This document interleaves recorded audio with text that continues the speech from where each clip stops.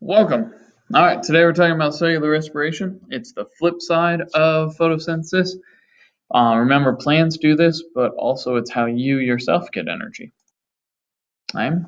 So when you're hungry, you've got to eat. And you've got to eat for two reasons. A, food provides those basic building blocks, the raw materials for energy. It allows you to build your muscles and to build other things you need, and it gives you the energy. Without energy, you wouldn't be able to survive. So vitally important. Okay? In fact, each gram of glucose has 3,800 calories. Now, when we talk in science, we talk about a calorie as the amount of energy to raise 1 gram of water by 1 degree Celsius. When nutritionists talk about calories, though, they use a capital C, and they're really talking about 1,000 calories.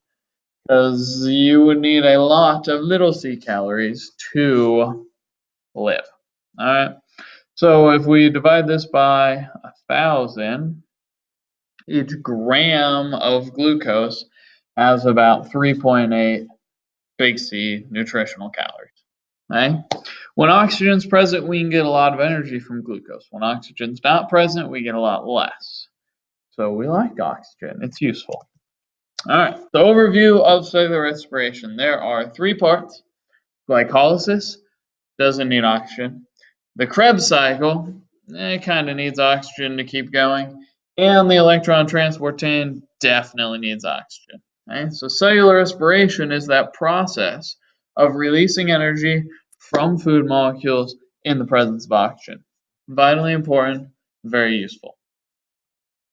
All right, so the equation for cellular respiration is the flip of the equation for photosynthesis.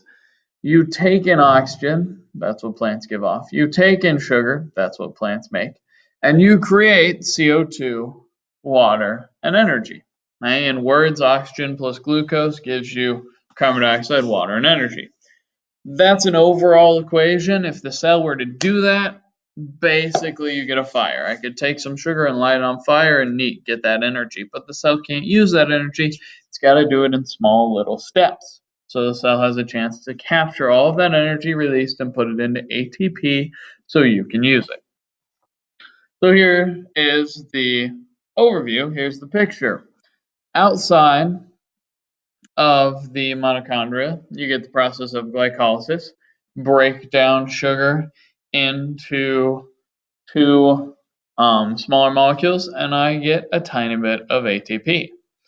In the mitochondria, I have the citric acid cycle, and I get a tiny bit of ATP. But importantly, I get things to go to the electron transport chain, where I make a ton of ATP. If you remember photosynthesis, it was kind of backwards. You did the electron transport chain first, then what we call the Calvin cycle, and that made our sugar. So here we're taking glucose and we're going backwards, going the opposite. All right, so glycolysis. Remember, to lyse something means to break it apart. So glycolysis, break apart glucose into 2 pyruvic acids. It's the first step. You've got to do it, and you produce ATP and NADH. Notice there's no P. The NADPH was in a plant, NADH in animals and cellular respiration. Okay? And so those are high energy electron carriers still, just like NADPH. All right, so here's an overview of what it looks like.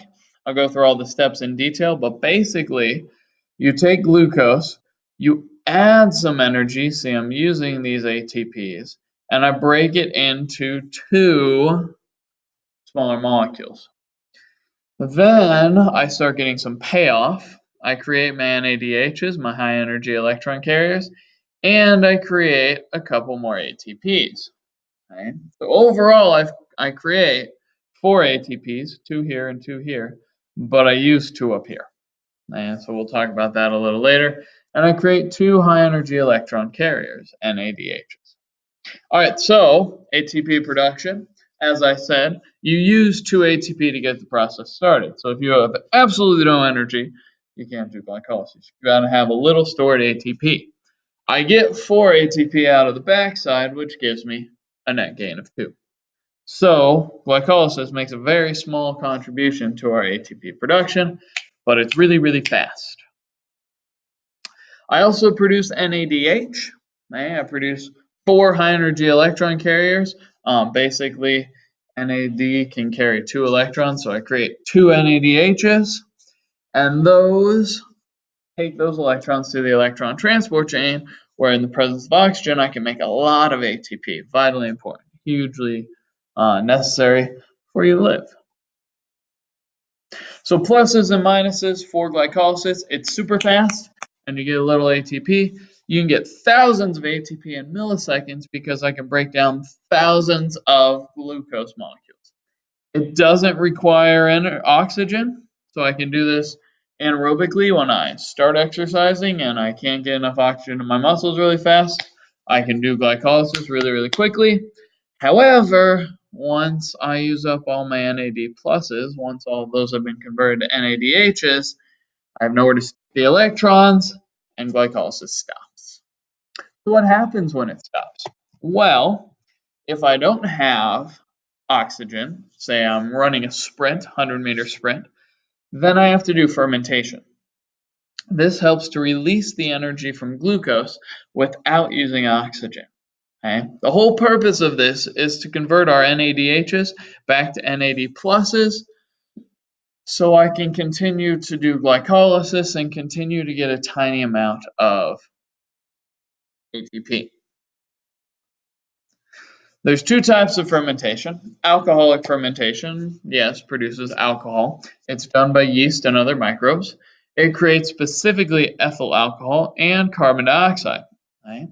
Pyruvic acid is the product of glycolysis. That's what we break down glucose into, is 2 pyruvic acid molecules. And so if I take those 2 pyruvic acid molecules and I add the electrons back into them, I get alcohol, CO2, and NAD. There shouldn't be a P here. Erase that P. NAD plus, so I can continue to do glycolysis. So I can continue to get a tiny amount of ATP. This is used in making bread rise. That CO2 bubbles create the air. And it's also used in creating alcohol. Here's the process.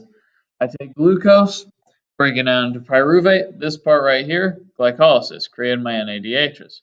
When the NAD pluses are all used up, if I have no oxygen, I continue on to alcoholic fermentation, where I create some CO2, and I eventually create ethyl alcohol, but I replenish my NAD pluses, so I continue to do glycolysis and create a small amount of ATP. Okay. You, on the other hand, you do lactic acid fermentation. Similar process. The whole point is to create NAD pluses to allow glycolysis to continue. Okay? Without the NAD pluses, glycolysis grinds to a halt. Here, however, you produce lactic acid, not alcohol. And this is what produces the burning sensation in our muscles when we exercise. Okay? If we did alcoholic fermentation when we exercise, we would get intoxicated. That would not be good. Instead, we get a burning sensation until we can move that lactic acid to another part of our body to break it down, convert it back to pyruvic acid, which can go into the citric acid cycle. All right, so here's a picture of that. Again, you start with glycolysis because we're using those NAD pluses, creating NADHs. When we're done with NAD pluses, we've got to have a way to get them back without oxygen. We do lactic acid fermentation. We take the 2 pyruvates, turn them into lactic acid or lactate, and produce NAD+. We can continue on with glycolysis, continue getting a tiny amount of energy. All right. If you have oxygen, though, you better use it because glycolysis only releases about 10% of the energy in glucose. To get the other 90, we've got to have oxygen. We've got to do aerobic respiration, which we will talk about in our next video.